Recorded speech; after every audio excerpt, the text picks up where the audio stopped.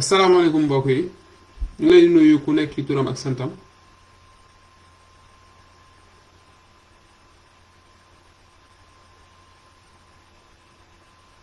ñu ngi leen di nuyu ku nekk ci turam ak santam. waaw tey dañuy def benn waxtaan jëmale ko ci wàllu wér-gu-yaram. waxtaan bi nag dina xaw a wuute ak waxtaan yi yeneen yi ñu daan def ndax bii jëmale wuñ ko ci benn feebar ñu ngi ko jëmale ci wér-gu-yaram yépp. xam naa dañuy xaar tuuti bu nit ñi ñëwee ñu mën koo ñu mën koo séddoo fexe ba ñëpp mën ci jariñu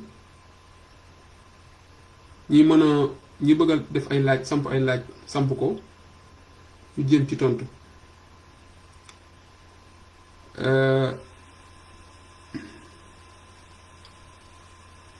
li waral live bi tey nag dafa nekk bés li ñuy jagleel One Health muy benn wér-gu-yaram bi nga xam ne dafa dajale wér-gu-yaramu nit ñi, wér-gu-yaramu mala yi ak wér-gu-yaramu alam bi.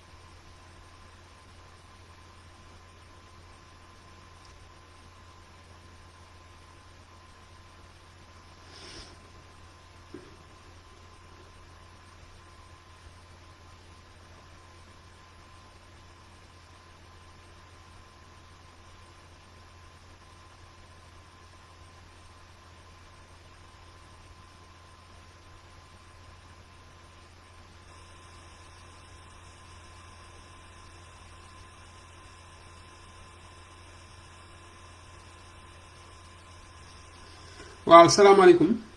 ñu ngi leen di nuyu ku nekk ci turam ak santam. waaw live bi tey ñu ngi ko jëmle ci One Health mooy maanaam wér-gu-yaram bi nga xamante ni bii nit ñi dañ ko bokk ak mala yi ak environnement bi leen wër. li tax live bi nag dafa nekk ne dañuy dund ci jamono joo xamante ni bii dañu gis ne feebar yu bari dañuy ñëw ci nit ñi bàyyeekoo ci ni ñuy dundee walla ñu dem bàyyeekoo ci mala yi nga xamante ni bii nit ñi dañ koy jëfandikoo. waaye ci feebar yooyu dafa am yeneen yoo xam ne daf ci yokk mooy maanaam feebar yi nga xamante ni bii ni ñuy defaree lekk yu bees yi la ak yi nga xamante ni bii ñu ngi koy def ci lekk yu bees yi ngir mun a fexe ba gën a am alal, ngir mën a fexe ba nit ñi gën a dépendant ci lekk yooyu. loolu moo tax ñu ne dinañ ci def waxtaan ngir yee nit ñi, ngir ñu fexe ba feebar yooyu ñu mën di ko moytu, di mën di ko moytuloo ñi nga xamante ni bii ñoom lañu dëkkal.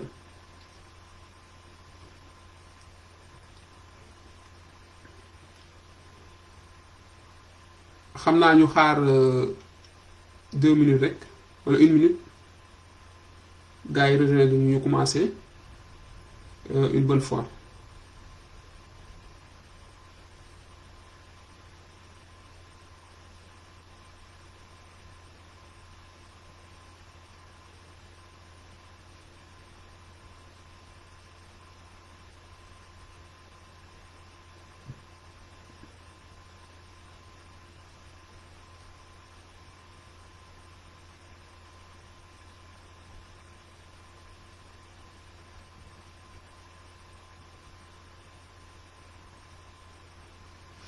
waaw One Health nag bu ñu ko déggee mooy maanaam benn wér-gu-yaram dañu gis ne dañu séparé woon ni ñuy xoolee wér-gu-yaramu nit ñi maanaam dañuy faj nit ñi di bàyyi mala yi te dañu gis ne am na feebar yoo xam ne ci mala yi lay juddoo di ñëw dal ci kaw nit ñi am na feebar yoo xam ne ci alam bi lay jógee maanaam environnement bi ñëw dal ci kaw nit ñi ak yu demee noonu. bi ñu seetloo loolu ci année 2000 yi ci États-Unis dañuy xalaat lu ñuy wax One Health mooy maanaam wér-gu-yaram boo xam ne day dajale lépp loo xamante ne bii wér-gu-yaram la mu jëm ci mala yi wala nit ñi wala sax environnement bi loolu amee ci lañ taxawal concept bu ñuy wax One Health.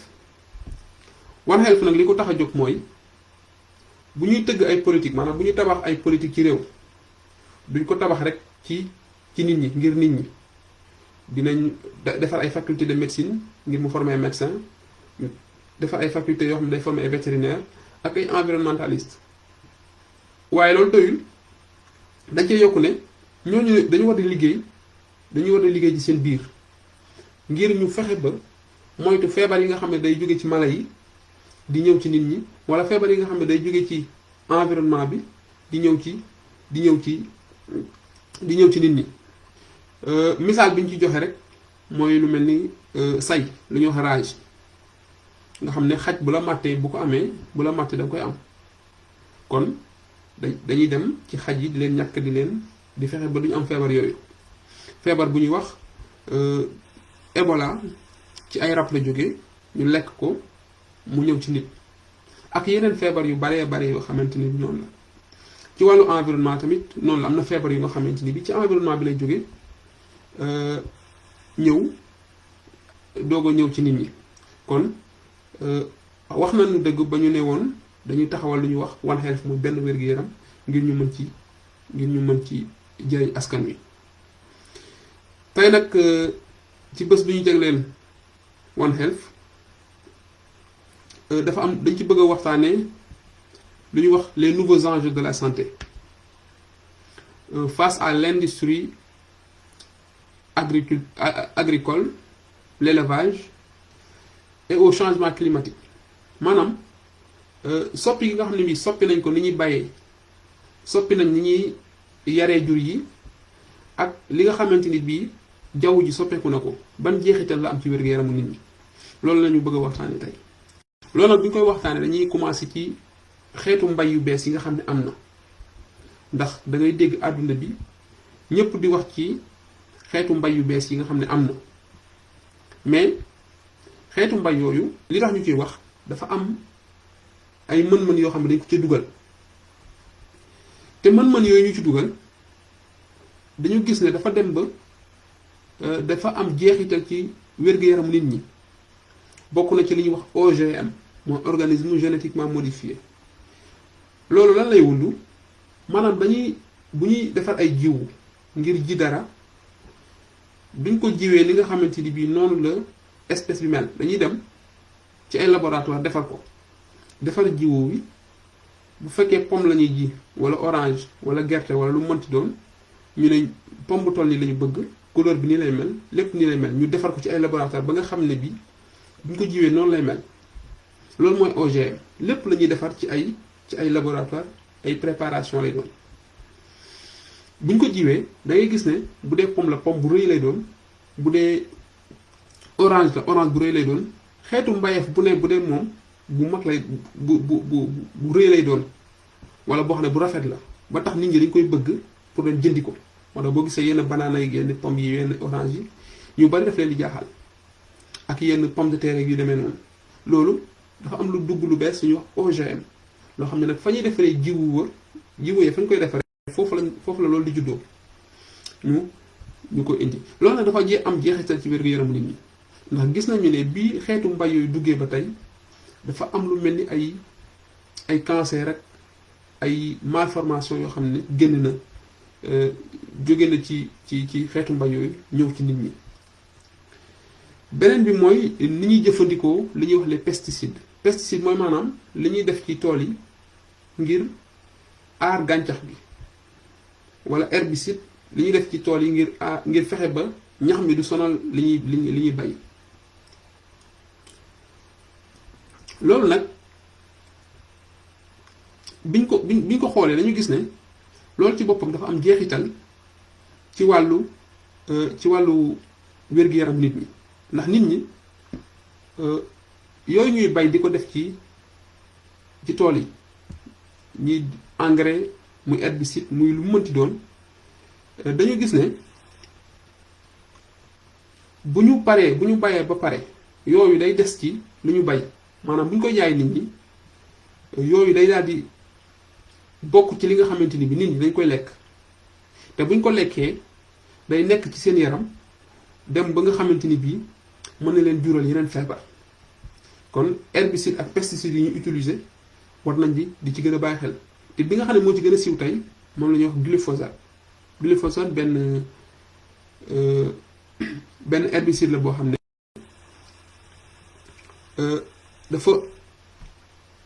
dafa nocif maanaam baaxul ci wér-gu-yaram nit ñi te ñi nga xamante ni bi dañuy bay yu am doole yi bëgg nañ ko loolu ndax dafa am njuréef yu baax yu muy def ci seeni mbay ndax boo ko defee ci tool daanaka du am benn ñax li ngay bay rek moo fay des boo ko defee ci tool du am dara loo xamante ni bii day attaqué li nga xam ne bii da nga koy bay kon da ngay gis ne lu baykat bi war a soxla la waaye nag ci wér-gu-yaramu nit ñi dañu gis ne daf koy nasaxal tamit moom tamit dañuy jeexal ci wàllu mbay mi wax ci wàllu yar jur yi wàllu élevage bi dañu gis ne àdduna bi day màgg population mondiale bi day màgg teg ci tamit li ñuy wax nit ñi dañu war a lekk ndax nit ñi bu population bi di yokk nit ñi dañu war a lekk léegi nag ñi nga xam ne dañuy yëngatu ci wàllu yar ay jur ak wàllu mbay ñoom li leen amal njariñ ci loolu mooy nan la ñuy fexee def ba di bay lu bari di yarandoo jur yu bari mais duñ xalaat jeexital ci wér-gu-yaramu nit ñi ci loolu dafa am benn mbir bu xew maanaam antibiotique yi nga xam ne dañ koy jox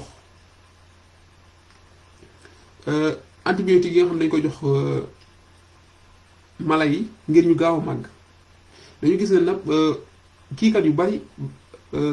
sàmmkat yu bari yi nga xam dañuy yar ay jur dañuy jël ay antibiotiques yi nga xam dañ koy fajee ay nit ñu jox ko ay mala ay ganaar wala ay nag wala ay xar ngir ñu gaaw a màgg seen màgg gaaw bu seen màgg gaawee day tax ñoom ñu mën di ko jaay bu baax nit ñi xemmeen ko dem di ko jënd waaye loolu dafa am jeexital bu doy waar ci wér-gu-yaramu nit ñi xam naa dinañ ci taxaw ndax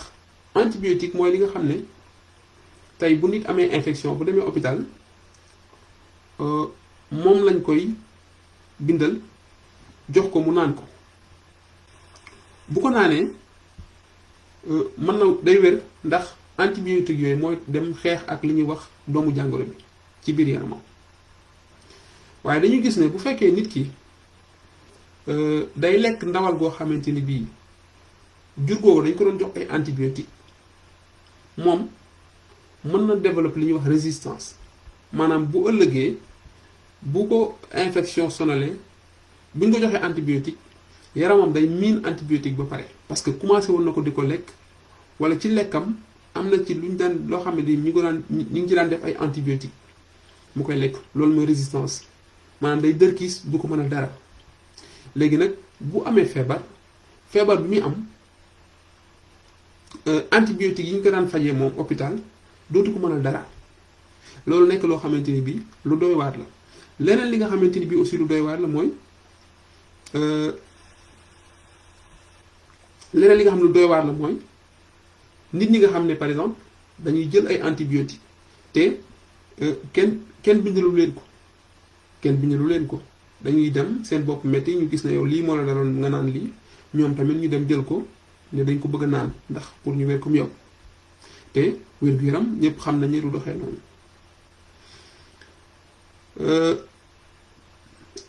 loolu ñuy wax résistance aux antibiotiques dafa dem ba wër àdduna ba nga xam ne fi ñu toll nii feebar yu bari nit ñi dañuy feebar dem ci médecin bi mu bind leen antibiotique bu baax ñu naan ko mais du leen faj li tax du leen faj mooy dañ doon foowee garab yooyu ñuy wax antibiotique wala dañ doon lekk ndawal yoo xam ne jur yooyu bañ leen di yar dañ leen doon jox ay antibiotique ngir seen màgg gën a gaaw donc loolu kon dañ ci bàyyi xel bu baax a baax. beneen bi ci mujj ci antibiotique yooyu mooy lu mel ni hôpitaux yi ak centre de santé yi ñoom ci seen ni ñuy yoree seen bërëbu liggéeyukaay yi tey seen ndox yi nga xam ne dañuy génne ci seen laboratoire yi ci seen bërëbu fajukaay yi dañuy dem contaminer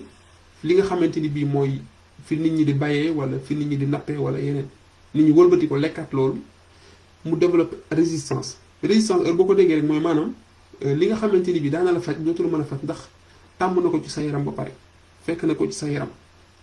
loolu nekk loo xamante ni bii lu doy waat la ñu ciy bàyyiloo xel gars yi bu baax a baax.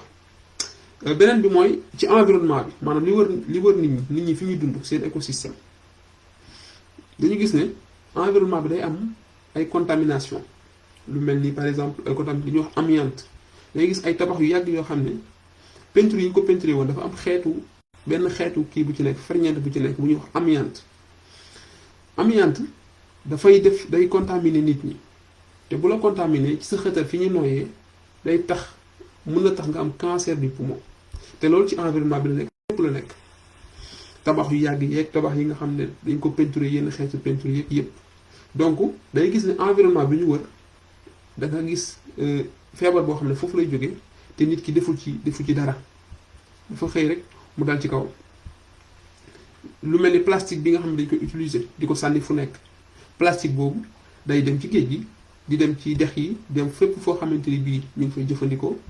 buñ ko lekkee aussi dañuy gis ne ñun dafay am jeexital ci suñu wér-gu-yaram rawatina lu mel ni yenn cancer yi nga xam ne yu bees la mi ngi gën a law ci àdduna bi. loolu mooy loolu li nga xamante ni bii bëggoon nañ wax ko ci wàllu mbay mi ci wàllu càmm gi ak environnement bi nga xam ne moom wër mais leneen li nga xamante ni bii ci la ñuy jàll mooy industrie alimentaire mooy ñi nga xam ne dañuy defar ay lekk ñoom loolu mooy seen liggéey defar ay lekk mooy seen liggéey donc ci la ñu bëgg a wax ndax dañoo gis ne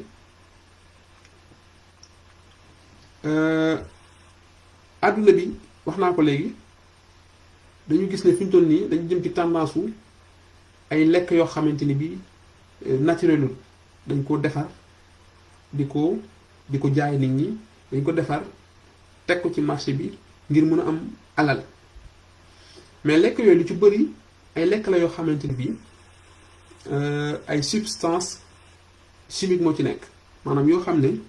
du lekk yu naturel te substance chimique yooyu dañoo gis ne feebar yu bari yoo xamante ni bii ñun ñu ngi koy sooxaale ci suñu biir ñun yooyu ñuy yokk ci lekk yi te bokk ci loolu moo ko waral yooyu ñu ci yokk nag li ñu ci séentul ak wala li ñu ci bëgg mooy dañu bëgg nit ñi bu ñu lekkee lekk yi mu neex ci ñoom même bu fekkee du leen amal njariñ ci seen wér-gu-yaram mais cafka gi dina neex li muy xeeñ dina neex te melokaan bi dina neex loolu la ñuy wax les additifs alimentaires yooyu nag fi ñu ko nii dafa dem ba nga xamante ni bii tey lekk boo xamante ni bii daanaka yaa ngi koy jënd ci supermarché wala yaa ngi koy jënd ci marché bi yow yaa ngi koy jënd fu la neex boo xoolee ci ginnaaw fi nga xamante ni bii li ñuy bind ingrédients yi da ngay gis ne am na ay substances chimiques te dañoo bari ba nga xam ne mënuñ ko lim fii ndax ñu ngi toll ci junni ak juróomi téeméer 1522 additifs alimentaires mais tey dañ ciy jukki ñaar yoo xamante ni bii mu gën a doy waar te daanaka lekk yi ñuy lekk yépp mu ngi ci biir te li ci gën a doy waar mooy sax ñenn ñi sax mooy duñ ko bind ci étiquette bi te nit ñi war nañ ci bàyyi xel gën a xool li ñuy lekk. Bi ci njëkk ñu ngi koy woowee aspartame maanaam benn xeetu suukar la boo xam ne ñi nga xam ne dañuy defar lekk li ñuy wax industrie agroalimentaire yi nga xam ne dañuy defar ay boissons defar ay gâteaux defar ay bonbons defar ay biscuits ak yu demee noonu industrie alimentaire yooyu ñoom dañoo gis ne bu fekkee li ñuy defar buñ ko bëggee suukar normal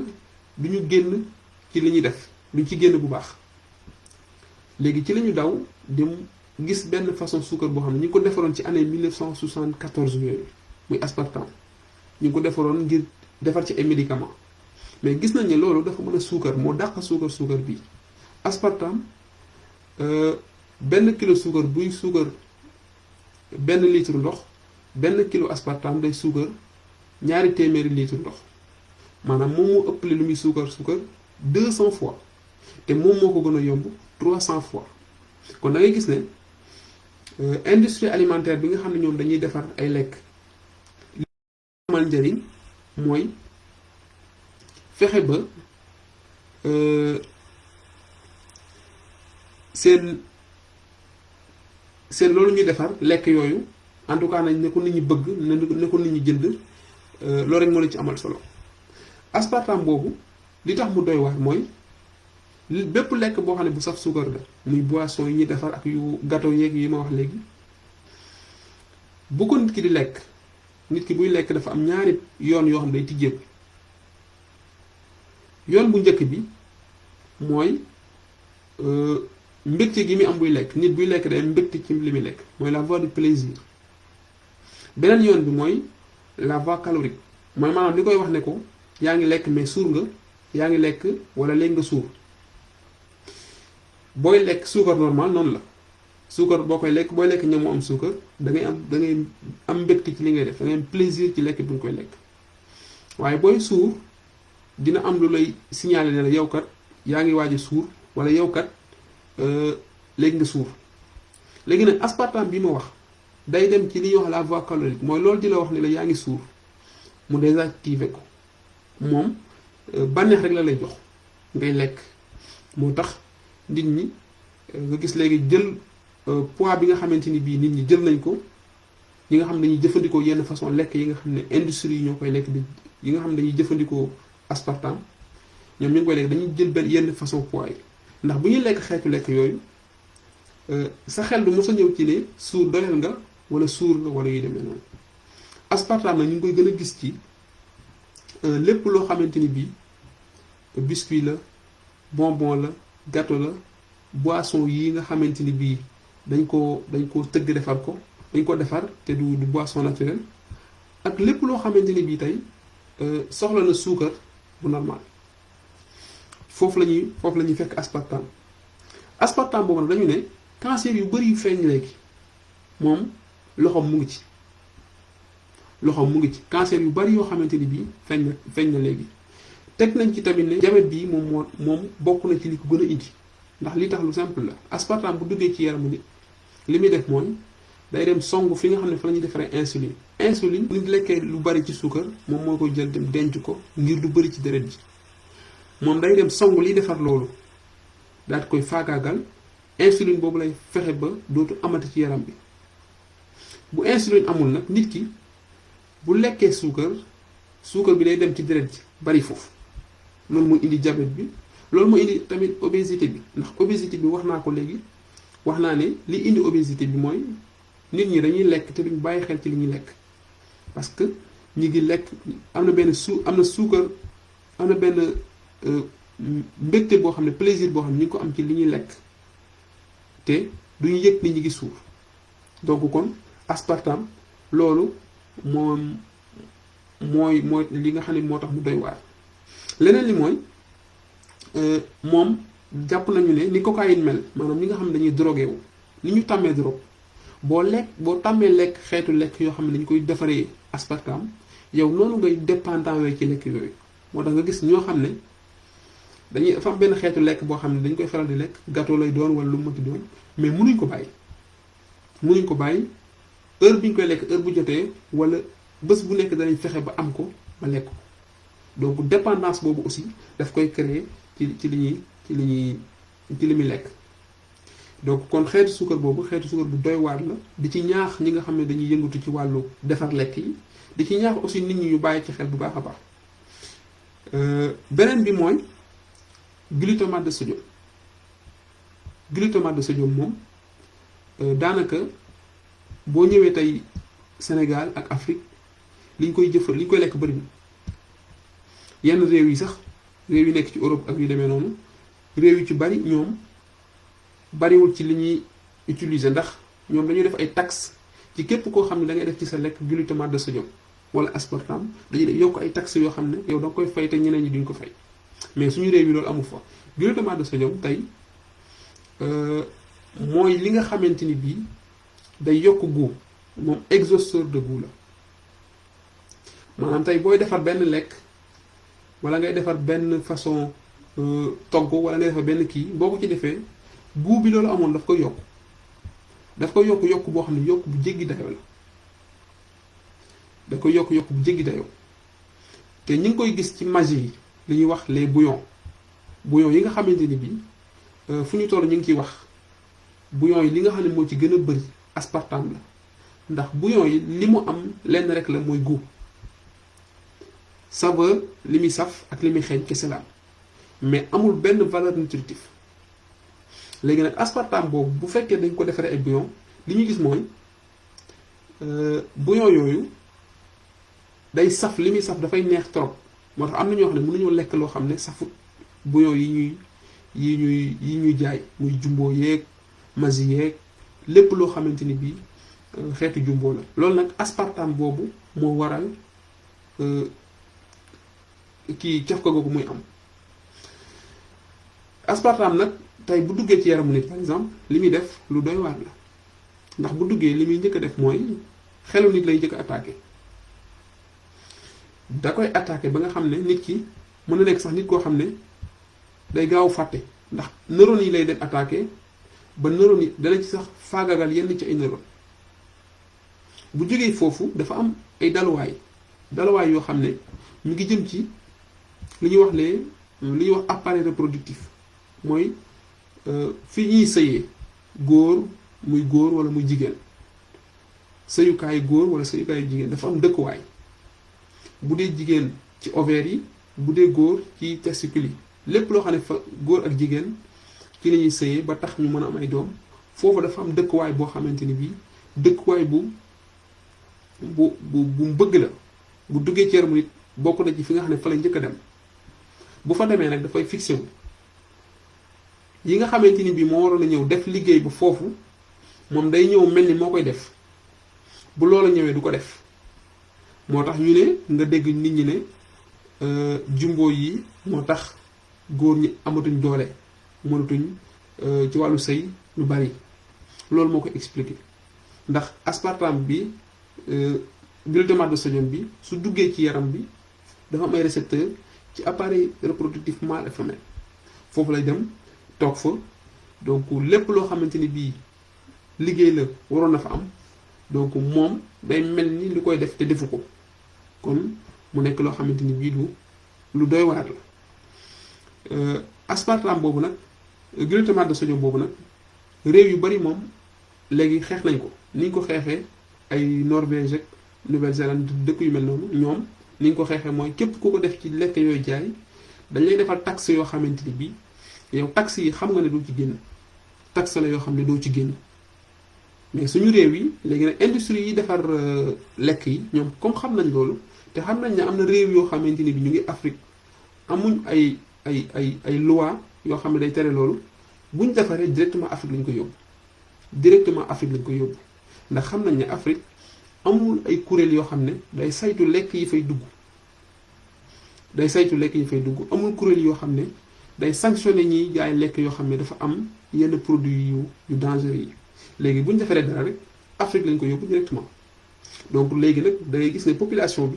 bi nga xam ne bii ñoom dañu dëkk ci dëkk yoo xam ne seeni njiit duñu bàyyi xel bu baax ci produits yi dugg ci dëkk bi population boobu dañuy am problème wër-gu-yaram te loolu ñun moo ñu dal ci réewu Afrique yi rawatina Sénégal dinañ ci ñëwaat léegi ci kanam. donc kon loolu lañ doon wax ci additifs alimentaires yi dañuy jeexal ci li ñuy wax les acides gras trans yenn xeetu diw yu bees la ndax diw ci ay doom lay jóge comme diwu gerte diw boo xam ne gerte lañ ko defaree wala diw boo xam ne olive lañ ko defaree ak yu demee noonu wala soja ak yu demee noonu comme li ma waxoon ci suukar yi rek ñiy defar lekk dañoo dem ba gis ne bu ñuy defar bu ñu jëfandikoo diw gi nga xam ne diw yu jógee ci normal yi du ci génn léegi ci la ay borom xam-xam defar xeetu diw boo xamante ni bii xeetu diw bu jéggi dayo la ñu koy wax acide gras trans mooy ay diw boo xam ne dañ ko transformé ni ñu ko transformé nag mooy dañoo jël diw bu normal bi hydrogéné ko loolu ay xarala yoo xam ne ci wàllu chimie dañuy wax l'hydrogénation loolu amul solo jërum ñu fi ñëw mais nañu xam ne les acides gras trans tey li muy def mooy forme bi nga xamante ni bii li ngay defar moom la war a yor moom moo koy assuré lépp loo xamante ni bii pâte à tartiner la maanaam li ñuy diw ci mburu wala li ñuy lépp loo xam ne dañ koy diw muy mayonnaise muy lépp loolu boo jëfandikoo acide gras trans defar ay biscuit gâteau yépp boo ko jëfandikoo da ngay gis ne gâteau bi forme bi mu am boo jëfandikoo woon yeneen diw yi du ko am day seey wala day déformé wu moo tax ñu gën a farataal li ñuy wax les acides gras trans moo tax nga gis biscuit yi di nekk ci biti yi nga gis biscuit boo xam ne day nekk ci boutique pendant 6 ans du yàqu benn biscuit nekk ci boutique bi pendant 6 ans du yàqu nga gis gâteau boo xam ne dañ ko def ci sachet teg ko ci boutique mu def fa 6 ans 5 ans du yàqu acide gras trans boobu mooy tax forme bi mu am ak ni ñu ko defaree moom mooy tax ba du yàqu moo nekk loo xamante ni bii lu doy waat la te moom li ci gën a doy waat mooy ñi koy def ci lekk yi dañoo ñaw xel seen xel dafa ñaw te xam nañu ne nit ñi amatuñu jot di liir yenn yi te buñ koy def ci ingrédients yi dañ koy bind bu sew ba nga xam ne nit ñi duñ ko mën a liir bu baax a baax ñenn ñi sax duñ ko def ci lekk ci duñ ko bind ci ginnaaw lekk bi ndax lekk boo gis ci ginnaaw liñ ko defaree dañ ko ci war a bind mais duñ ko ci bind ndax dañuy bañ nit ñi xam ko te bëggoon nit ñi xamee dina am lekk yoo xam ne dañ koy bàyyi carrément xam naa yeneen vidéo incha allah dinañ indi ay lekk dinañ jënd ay lekk yoo xam ne daf ko am ñu won ko pour que nit ñi mën ko xam parce que lii nit ñi yu bari nit ñi xamuñu ko parce que mosuñ leen ko wax dañ amul fenn bu ñu koy déggee waaw loolu mooy acide gras trans yi acide gras trans yooyu nag dañu gis ne li ñuy wax maladie cardiovasculaire lépp loo xam ne feebaroo jëm ci wàllu xol la wala jëm ci wàllu sidit dañu gis ne ñoom ñoo tax ñu yokk ci àdduna bi acide gras trans yooyu ñoo tax feebar yooyu yokk ci àdduna bi ndax xeetu diw la yoo xam ne fu ne ko koy fekk day gis chocolat bi ñuy lekk ñu def ko ci doo xam ne am na ko nga gis ay gâteau yoo xam ne dafa saf suukar nga foog ne li amul diw mais def nañ ci acide gras trans ndax buñ ko ci defut forme bi mu war a am texture bi ak yàggaay bi mu war a yàgg conservation bu yàgg bi du ko am moom mooy tax produit yi def ay 4 ans 5 ans ci rayon def 4 ans 5 ans ci biir boutique bi ci ay boissons sax dañ ko ci def pour que mu mën leen téye ni ñu leen defaree woon pendant des années donc loolu nekk loo xamante ni bi lu doy waar la produit yooyu nag bi ñu commencé def ci lekk yi dafa am ay boroom xam-xam yu dëkk Brésil yoo xam dañu taxaw xalaat ci lekk yi daal leen di classé maanaam def leen ay catégorie mooy lekk yi nga xam ne kenn mësu leen laal comme lu mel ni pomme banana loolu groupe 1 lañ bokk loolu la ñu wax c'est des aliments bruts kenn mësu leen laal nañ leen bàyyee noonu lañ leen di lekk léegi dafa am beneen bu ñuy wax aliment les ingrédients culinaires mooy yi nga xam ne dañ leen di jëfandikoo di toggee mooy xorom diwlin poobar ak yu demee noonu yooyu ingrédients culinaires la. am na yeneen lu ñuy wax aliments transformés mooy comme li ñuy wax purée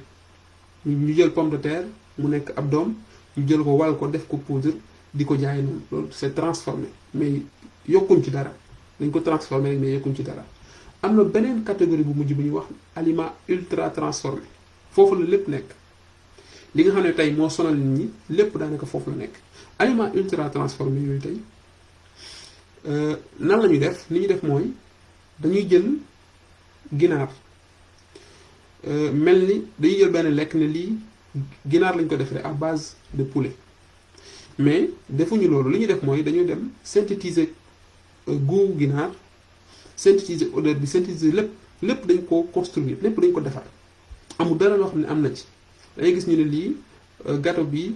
wala ñu ne par exemple pizza bi yàpp nangam lañ ci def wala matière nangam mais amut loolu dañ ko synthétiser maanaam dañoo dem defar loolu pour mu koy saf di ko xeeñ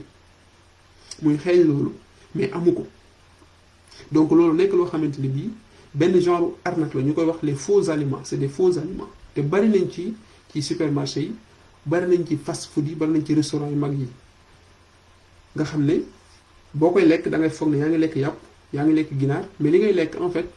du dara lu dul benn pâte bu ñu construire comme ginaar bu ñu construire muy saf ginaar mu koy xeeñ wala muy saf yàpp di ko xeeñ muy procédé yoo xamante ni bii yu mel ni ay McDonald's ay KFC dañ koy utiliser duñ ko wax parce que ñoom c'est des industries yoo xam ne dañuy wut xaalis ci kii seen bu ñuy def aliment ultra transformé loolu duñ fa nekk sax ci publicité yi di wax ne di aliment loolu intéressé wu leen te arrangé wu leen tamit donc loolu nekk loo xamante ni bii lu doy waar la donc lu ñu war a bàyyi xel bu baax a baax parce que nit ñi dañu war a yeewu ci benn affaire exemple bi ñuy joxe mooy mayonnaise tey par exemple boo jëlee mayonnaise ñëpp xam nañ ne ñi ngi ko doon defaree nen da ngay jël nen def ko ci bool def ci tuuti diw bati ko ba mu nekk mayonnaise mais tey mayonnaise yi daanaka am na yoo xam ne amul sax nen am na yoo xam ne 5% nen la boo xoolee mayonnaise bi lu ñu def 5% pour zone d'œuf 5%. Cela veut dire que mayonnaise bi yëpp nen la waroon doon mais mayonnaise bi zone d'œuf nen bi 5% maanaam téeméer boo jël juróom kese moo ci nen li ñuy def nag mooy li ma leen di wax mooy yeneen produits yi ñuy synthétiser dañ dem jël ay moutarde ay yeneen produits yoo xam dañ ko synthétiser chimiquement ñëw defar ko pour mu am goût bu moutarde pour muy sax moutarde mu koy xeeñ ndax li nit ñi war a muuse mooy boo demee ci boutique yi par exemple Sénégal siyo moutarde bu mag boobu ñu teg ci kanamu boutique bi di jaay mais siyo moutarde boobu tey boo doon defar moutarde ci nen ñaata nen nga war a toj pour am siyo bu mel noonu kenn xamul lu mu toll lu mu dee di nga toj téeméeri nen pour mën a am siyo bu mel noonu di nga toj lu ma téeméeri nen pour mën ko bati mën a am siyo bu mel noonu téeméeri nen boo ko jëndee day romb prix bi nga xam ne moom la boutiquier bi jëndee siyo bi kon da nga xam ne mayonnaise yooyu ñoo ne dañ koy jaay mayonnaise du mayonnaise en fait te boo liiree si yooyu dañ koy bind dañuy def à goût de mayonnaise wala nangam mayonnaise même beurre yi même chose beurre yi sax ñoom dañ koy bind mais nit ñi ñoo ci du bàyyi xel dañuy bind au goût de beurre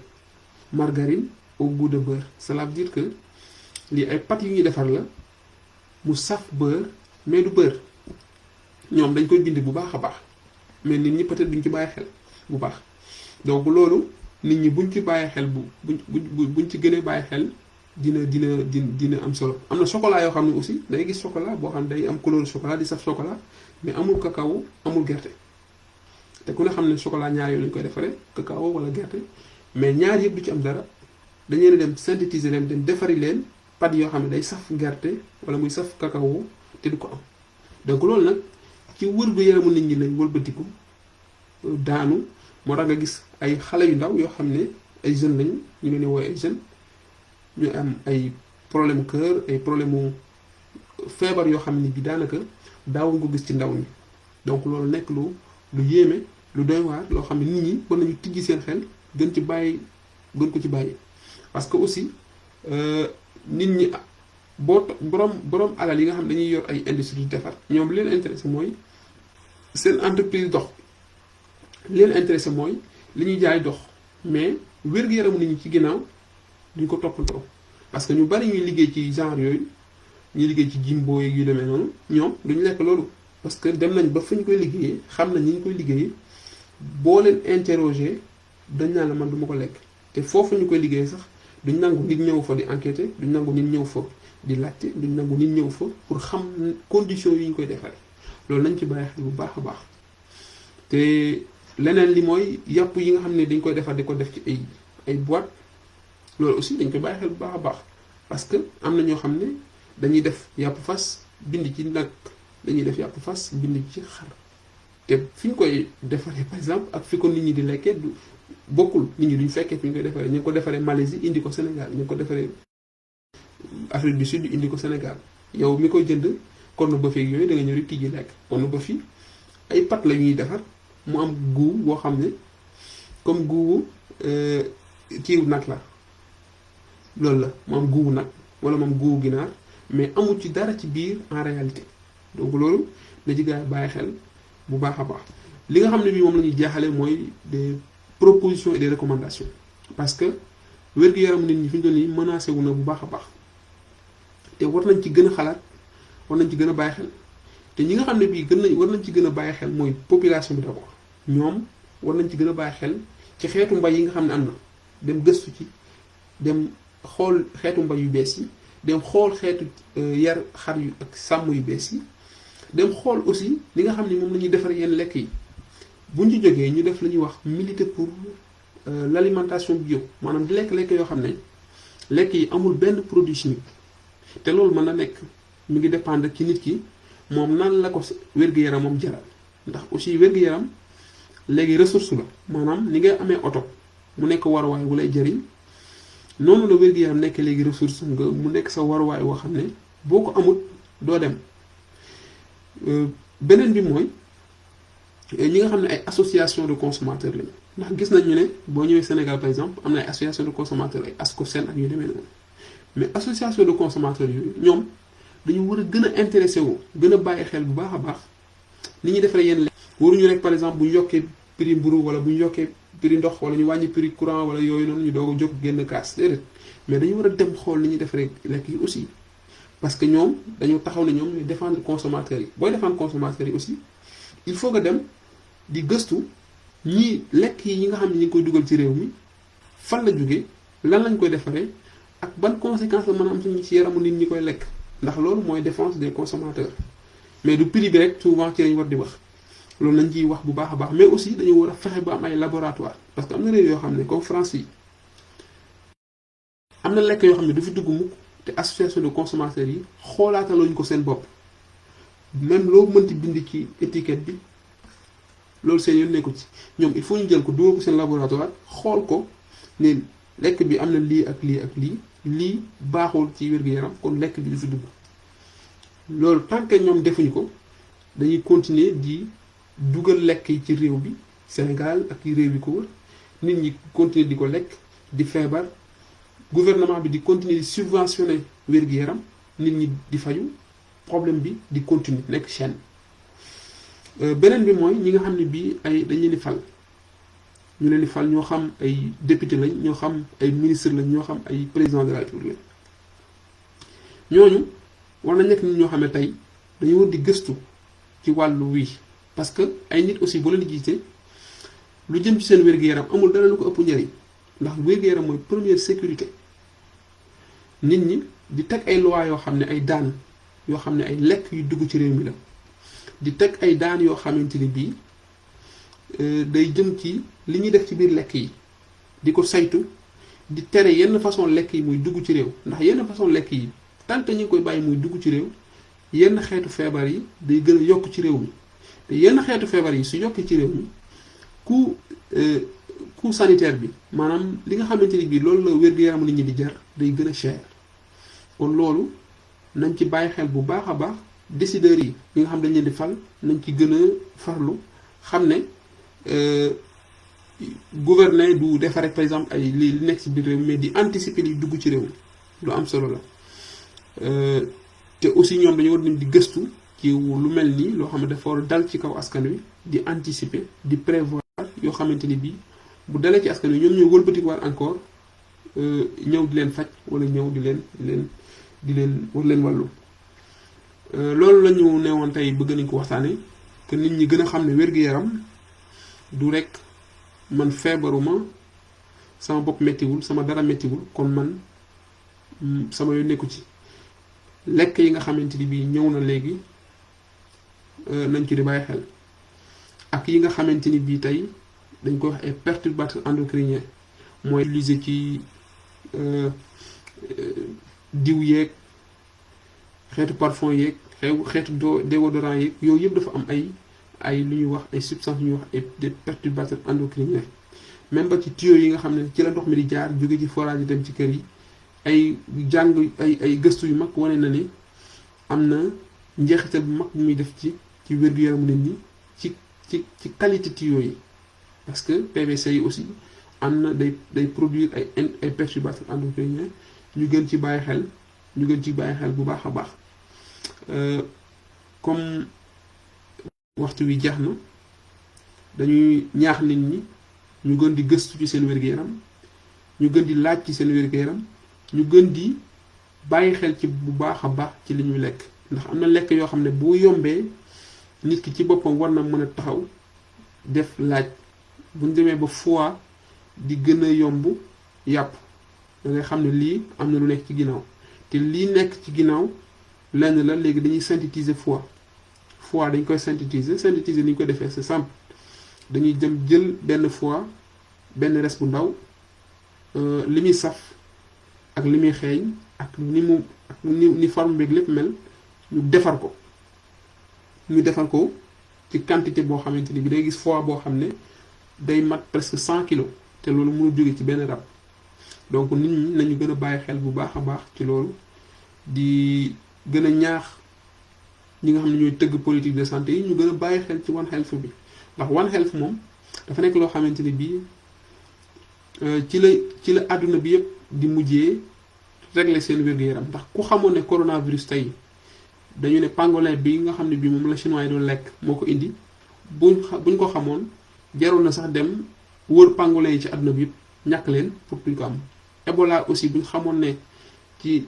njugub bi lay jógee jaar ci golo yeeg yooyu jaroon na dem def loolu anticiper ci yi nga xam ne mooy rab yi koy joxe waaw donc nañ ci gën a bàyyi xel bu baax a baax delloo éducation sanitaire bi à l'école pour que élèves yi di mu gën a mën a ñaax seen parents yi mais aussi que nit ñi di laaj ci seen wér-gu-yaram di ci gëstu di ci bàyyi xel donc loolu lañ leen indiloon donc maa ngi leen di sant di leen gërëm ba beneen yoon incha allah.